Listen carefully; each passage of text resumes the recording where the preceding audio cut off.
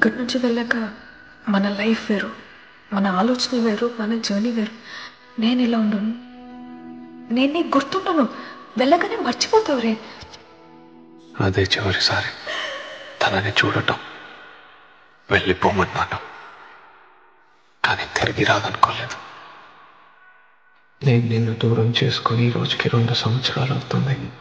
మర్చిపోగలనుకున్నాను, కానీ మర్చిపోలేకపోతున్నాను. ఇక మీద నా లైఫ్ వేరు, అందులో నువ్వు ఉండవు. ఎప్పుడు కావాలంటే అప్పుడు నిన్ను చూడలేను, నిన్ను కలవలేను, నీ మాటలు వినలేను, నీకు నచ్చేలా ఏది చేయలేను.